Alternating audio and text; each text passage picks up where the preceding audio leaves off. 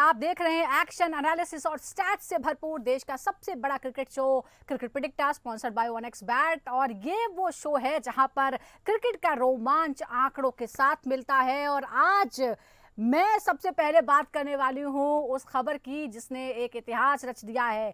14 साल, जी हाँ, सिर्फ 14 साल की उम्र में वैभव सूर्यवंशी ने वो कर दिया जिसका इंतजार लोगों को सालों साल करना पड़ता है। और T20 में धमाका हो गया है। आपको बता दें कि गुजरात टाइटंस के खिलाफ जब राजस्थान रॉयल्स की टीम उतरी तो उन्हें कमजोर माना जा रहा था क्योंकि गुजरात का जो रिकॉर्ड है शानदार रहा है, लेकिन उसके बाद वैभव सूर्यवंशी उतर आए और उसके बाद जो हुआ वो इतिहास बच गया। 2025 के IPL सीजन में 35 गेंदों में शानदार शतक ठोकते हुए उन्होंने राजस्थान रॉयल्स को 8 विकेट से जबरदस्त जीत दिलाई। 7 चौके और 11 छक्के जो है मैदान पर बरसते हुए नजर आए, यानी सेंचुरी में 94 रन जो थे वो सिर्फ छक्कों और चौकों की मदद से ही पूरे कर लिए वैभव ने। और इसके साथ बॉस बेबी ने अपनी इस पारी से कई बड़े रिकॉर्ड तोड़ दिए हैं। सबसे पहले तो वो T20 में फास्टेस्ट सेंचुरी लगाने वाले इंडियन बन गए हैं। सेकंड फास्टेस्ट सेंचुरी उन्होंने लगाई है क्रिस गेल के बाद।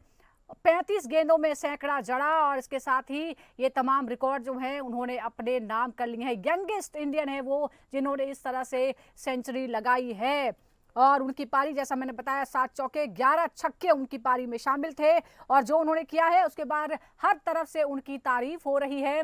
और रिएक्शन जो है उनके गुरु और कोच जो हैं राहुल द्रविड़, उनका जो रिएक्शन था वो भी शानदार था क्योंकि उनके पैरों में चोट लगी है और हमेशा वो व्हील चेयर पे आजकल नजर आते हैं, लेकिन जैसे ही वैभव ने छक्का मारा और सेंचुरी लगाई तो उसके बाद वो उछल पड़े और ये शायद ही कभी पहले देखने को मिला। तो आप समझ सकते हैं कि ये कितनी बड़ी बात है। आज का मुकाबले की हम बात करेंगे जो KKR वर्सेस दिल्ली कैपिटल्स के बीच में है, लेकिन सबसे पहले हम अपना फर्स्ट सेशन डेडिकेट करेंगे इस ऐतिहासिक पारी के लिए, वैभव सूर्यवंशी के लिए। हमारे साथ हमारे 2 खास मेहमान जुड़ गए हैं। हमारे साथ हैं फॉर्मर क्रिकेटर नोएल डेविड और साथ ही सीनियर स्पोर्ट्स जर्नलिस्ट ताउज रिजवी। ताउज, हमने बहुत सारी पारियां देखी हैं लेकिन वैभव ने जो किया है वो याद रखा जाएगा। आगे क्या रास्ता है? और जबरदस्त हमने रिएक्शन देखे तमाम तरह से, ऑपोजिशन की जो प्लेयर्स हैं वो बड़े बड़े खिलाड़ी सब कोई उनकी तारीफ कर रहे हैं। एब्सोल्युटली, और ये तारीफ डिजर्विंग है, ये काबिल है तारीफ, काबिल तारीफ नॉक था कल का जो जिस तरह से बल्लेबाजी की वैभव सूर्यवंशी ने। आप जो डिबेट कर रहे थे, इतना सब कुछ क्वेश्चन उठा रहे थे, 13, 14, 15, 16 साल, ये सब खत्म हो गया कल के नॉक के बाद। 135 बॉल में यार शाहिद अफरीदी का सुना था 18 साल, मगर यार ये 14 साल की उम्र में आके ऐसा अग्रेसिव नॉक, जहां पर आपने जॉर्ज बटलर, जहां पर आपने यशस्वी जायसवाल, शुभमन गिल जैसे दिग्गज बल्लेबाज को साइड लाइन कर दिया और पूरी लाइमलाइट ले गए, इससे बड़ा क्या हो सकता है? मुझे लगता है 14 साल की उम्र में ये बहुत बड़ा अचीवमेंट है। क्या कर रहे थे? मैं 14 साल की उम्र में, मुझे याद है कि मैं शायद कहीं ड्राइंग बना रहा था, कहीं कुछ होमवर्क कर रहा था, मगर ये बंदे ने जाके international level, IPL Indian Premier League सिर्फ नहीं है, इंटरनेशनल प्रीमियर लीग है, सारी सबकी नजरें इस पर रहती है। तो जो कमाल किया है, कॉन्फिडेंस के साथ, एटीट्यूड के साथ, अप्रोच के साथ, ये नया इंडिया है। ये डेफिनेटली आपको आंखों में आंखें डाल के, कितना भी बड़ा कितना भी बड़े हो, आंखों में आंखें के खेलेगा और आपके जो भी चैलेंज है उसको क्वॉच कर देगा। यही साबित किया है वैभव सूर्यवंशी ने। बिल्कुल, और तमाम जो हमारे क्रिकेट प्रेमी हैं, जो छोटे बच्चे हैं, उनको एक नया आइकन मिल गया है वैभव सूर्यवंशी के रूप में।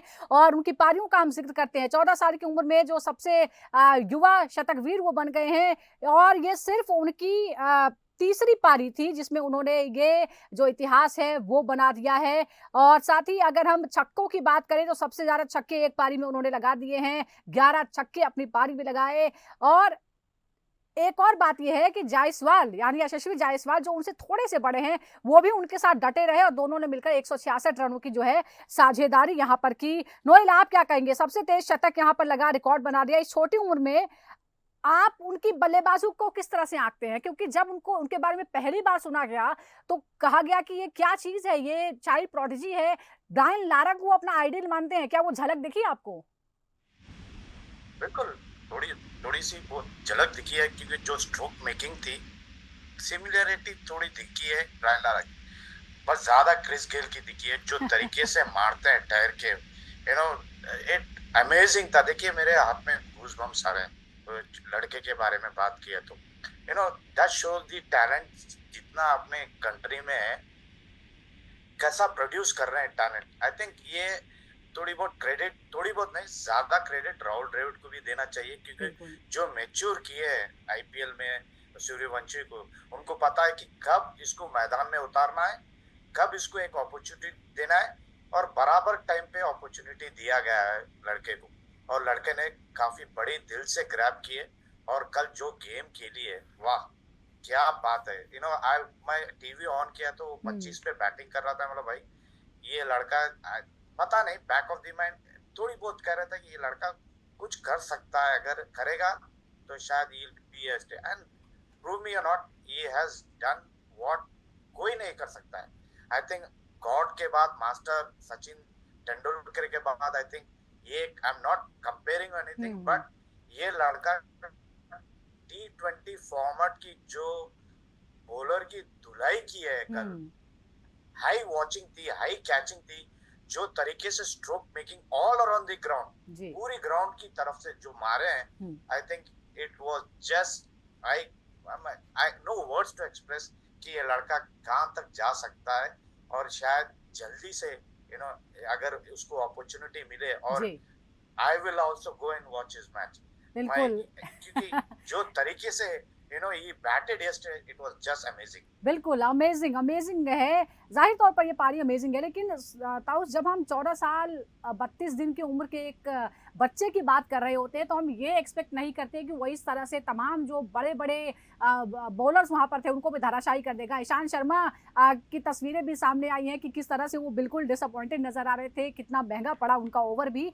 लेकिन अब भविष्य के महान खिलाड़ी बनने के लिए उन्हें क्या चीजें ख्याल रखनी पड़ेगी? वीरेंद्र सहवाग का भी एक बयान आया है कि उन्हें विराट कोहली को अपने आइडल मानना चाहिए, जो 19 साल की उम्र में से जुड़े थे और आज 18 साल से वो खेल रहे हैं, यानी उन्हें 20 साल तक आईपीएल खेलने का टारगेट रखना चाहिए। वीरेंद्र सहवाग सलाह दे रहे हैं,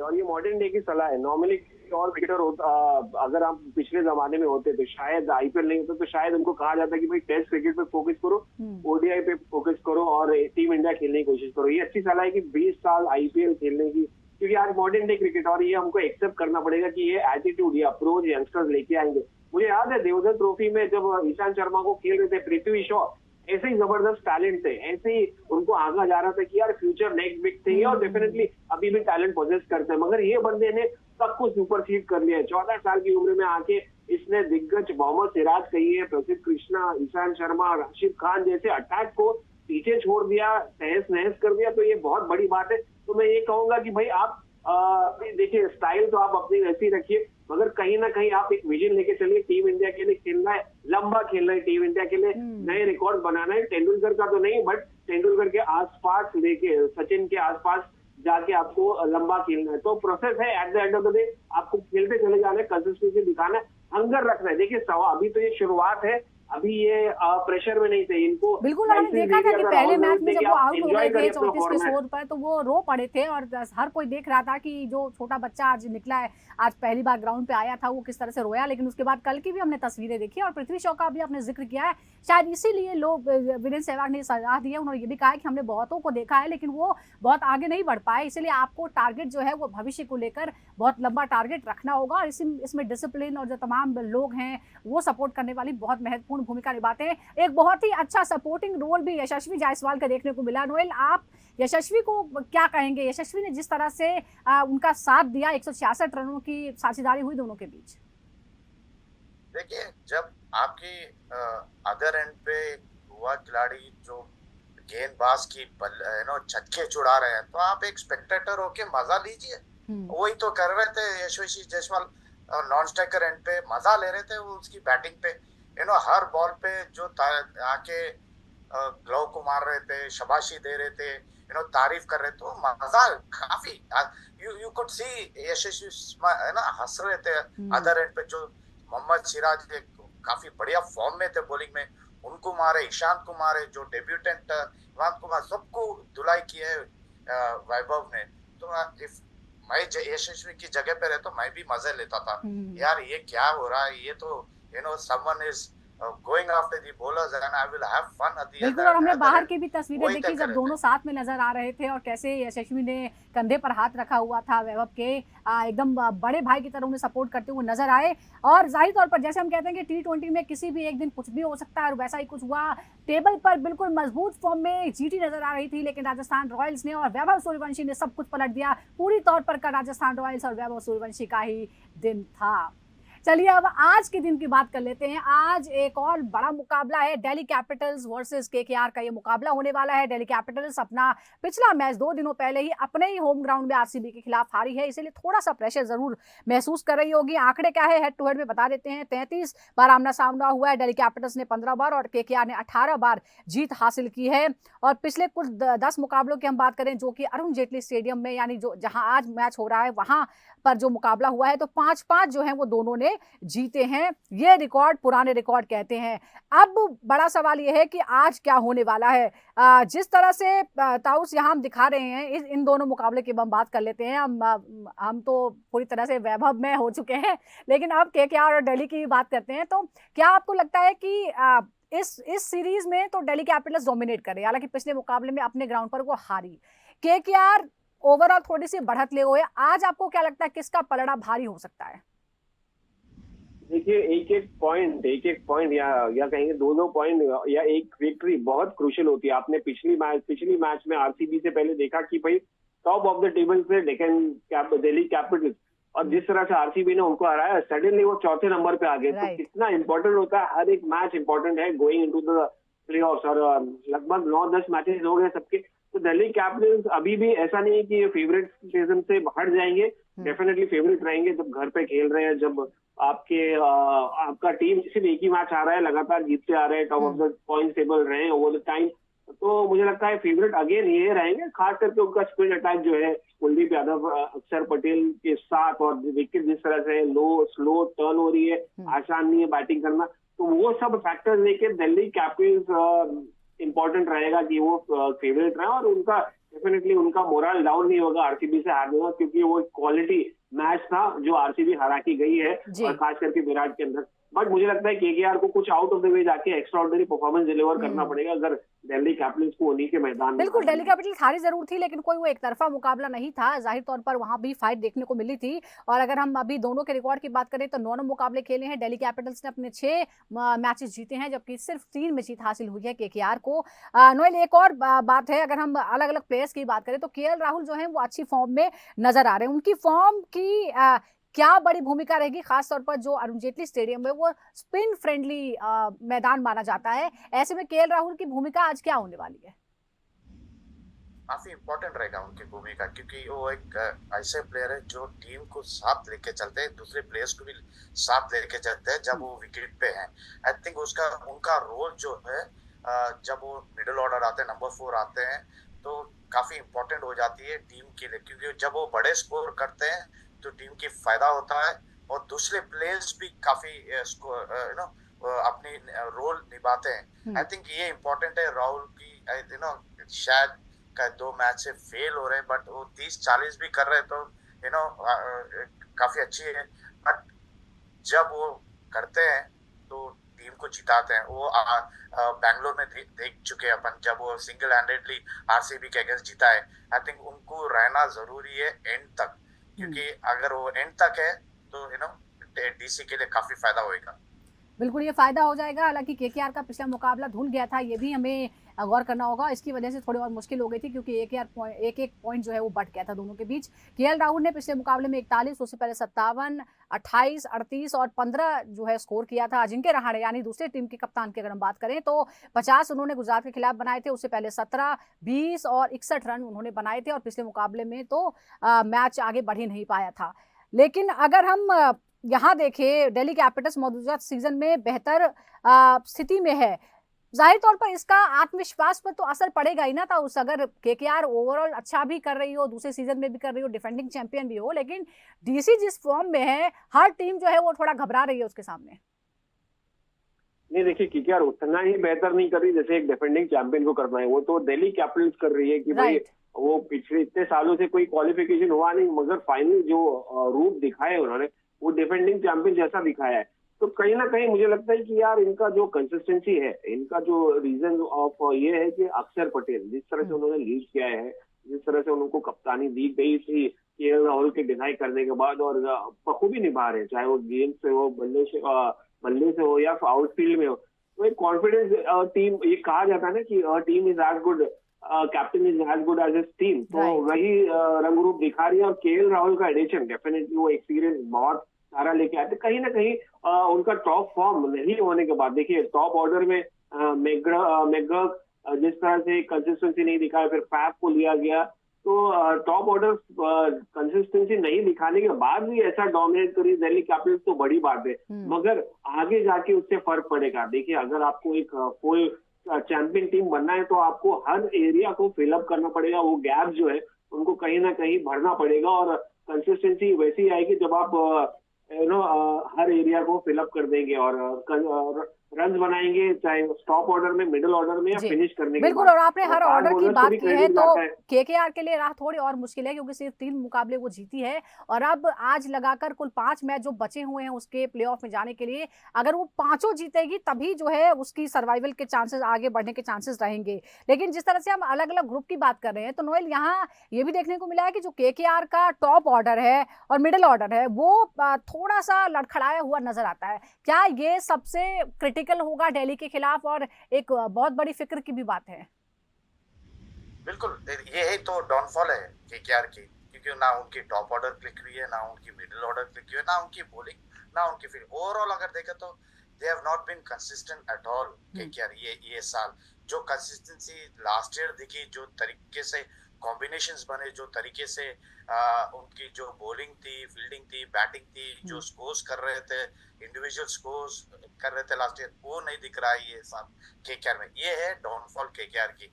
अगर ये दिल्ली कैपिटल से जीतना है और लगातार जीतना है यहाँ से, तो आई थिंक वो लोग कंसिस्टेंट रहना है।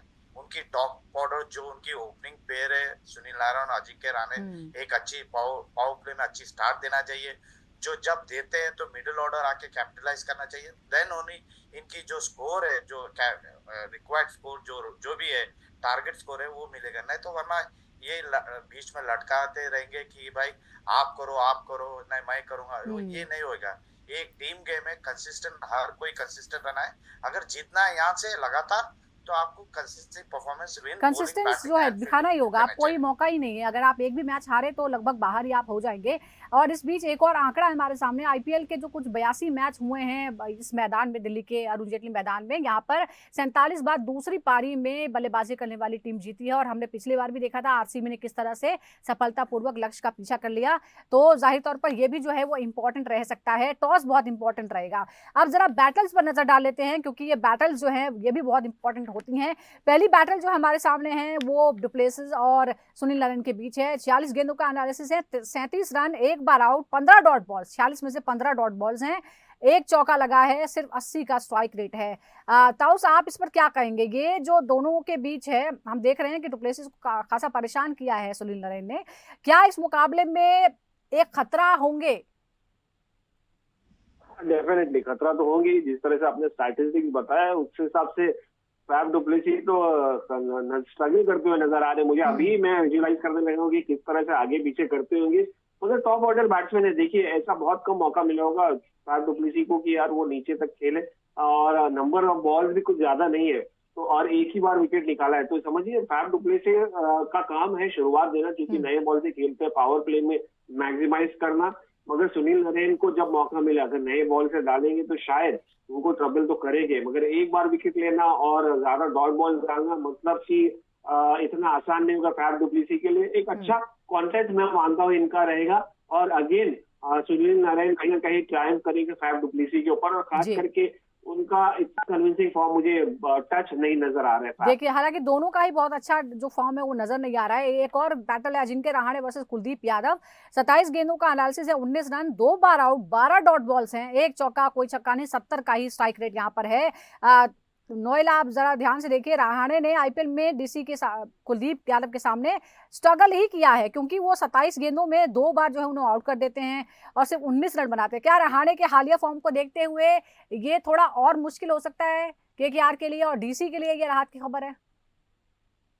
देखिए, अगर ये फॉर्म अगर चल बसी तो आई थिंक कुलदीप यादव को काफी अच्छी चांस है फिर से विकेट लेने की अजिंक्य रहाणे की, क्योंकि अजिंक्य रहाणे काफी अच्छे फॉर्म में नहीं है। ताकि वाला अलावा वो काफी अच्छे प्लेयर है स्पिनर के, you know he is a very good player of the spinner, but at the moment अगर मैं कहूं तो he is not in good form, जहां कुलदीप यादव को अच्छा चांस है अगर जब तक रहे, अगर बीच की ओवर अगर सरवाइव करे जब तक कुलदीप यादव आए बॉलिंग के लिए, I think Ajinkya Rahane will take the edge at that moment, because काफी बढ़िया प्लेयर है स्पिनर के, उनकी फुटवर्क काफी अच्छी है, उनके पास हर स्ट्रोक है स्पिनर्स के लिए। लेकिन आज के दिन क्या होगा, ओवरऑल तो अच्छे खिलाड़ी हैं इसीलिए आज के दिन I think at the moment Kuldeep Yadav को एज है, अगर जब तक सरवाइव है तो। एक और बैटल हमारे सामने, केएल राहुल वर्सेस वरुण चक्रवर्ती, 46 बॉले 45 रन, एक बार आउट, 14 डॉट बॉल्स, 3 चौके, कोई छक्का नहीं, सिर्फ 97 का स्ट्राइक रेट है, औसत है 45 का। ये देखिए ये सारे जो हम देख रहे हैं इन सब पे जो बॉलर्स हैं वो भारी पड़ते हुए नजर आ रहे हैं। राहुल सब क्या कहेंगे, क्या राहुल को चक्रवर्ती चैलेंज से निपटने के लिए कोई खास रणनीति बनानी होगी, क्योंकि वो अच्छी फॉर्म में तो है लेकिन चक्रवर्ती ने उन्हें हमेशा परेशान किया ही दिख रहा है। एग्जैक्टली रन बनाने नहीं दिया, विकेट नहीं लिया तो क्या हो गया, और सब ने एक एक बार ही विकेट निकाली। नहीं देखिए एक तो ये है कि भाई दिल्ली में एडवांटेज अभी स्पिनर्स को रहेगा, क्योंकि बॉल तो एक तो लो रह रही, दूसरा टर्न में हो रही, तीसरा आपके आउटफील्ड में आसान नहीं रहेगी, तो कहीं ना कहीं मुझे लगता है कि एडवांटेज चाहे सुनील नरेन हो, चाहे वरुण चक्रवर्ती या कुलदीप यादव को रहेगा, और बल्लेबाज स्ट्रगल करते हुए नजर आएंगे, क्योंकि आप जब टाइम ही नहीं करेंगे, बॉल नहीं कर पाएंगे स्लोनेस की वजह से विकेट पे, तो आप क्या बड़े शॉट्स मारेंगे, क्या आप बाउंड्रीज खेल लेंगे। तो कहीं ना कहीं यही एडवांटेज यूज करना चाहिए वरुण चक्रवर्ती को केएल राहुल के सामने। केएल राहुल मगर एक क्लास प्लेयर है, देखिए उनको का फुटवर्क भी जबरदस्त है, स्टेप आउट भी अच्छा कर लेते हैं, बैकफुट पे भी चले जाते हैं, फ्रंट फुट पे भी कब खेलना उनको पता है। तो ओवरऑल देखिए अच्छा कॉन्टेस्ट है अगेन इन दोनों के बीच, दिग्गज खिलाड़ी है। कॉन्टेस्ट तो अच्छा होगा, लेकिन डीसी और केकेआर का कॉन्टेस्ट कैसा होगा और कौन भारी पड़ सकता है, कौन है आज का फेवरेट हाउस? मेरा फेवरेट आज का दिल्ली कैपिटल्स रहेंगी, क्योंकि देखिए ओवरऑल कॉम्बिनेशन जबरदस्त है जी। नोएल आपका फेवरेट आज कौन है? मैं दिल्ली कैपिटल्स कह रहा हूँ, क्योंकि देखिए जिंक्स तो टूटना है होम ग्राउंड में, शायद आज टूटेगा जिंक्स। चलिए देखते हैं, क्योंकि दिल और दिमाग जो है कई बार अलग बातें करते हैं। कल हम राजस्थान रॉयल्स को कमजोर मान रहे थे, लेकिन राजस्थान रॉयल्स जो है वो भारी पड़ी है। अब देखते हैं कि दिल्ली कैपिटल्स आरसीबी से हार के बाद उभरती है या फिर केकेआर को कोई प्लेयर नहीं है ना कि देखते हैं केकेआर को क्या मौका मिलता है, क्योंकि सर्वाइव करने का सवाल केकेआर के सामने है। तो कुछ ही देर बाद मुकाबला शुरू हो जाएगा, Delhi Capitals versus Kolkata night Riders, Delhi के अरुण जेटली मैदान में, और इस पर हमारी नजर बनी रहेगी। फिलहाल बहुत बहुत शुक्रिया आपका ताउस और नोएल, आपका भी बहुत बहुत शुक्रिया, दर्शकों का भी बहुत बहुत शुक्रिया। इस तरह के एनालिसिस के लिए आप लगातार जुड़े रहिए क्रिकेट प्रेडिक्टर के साथ।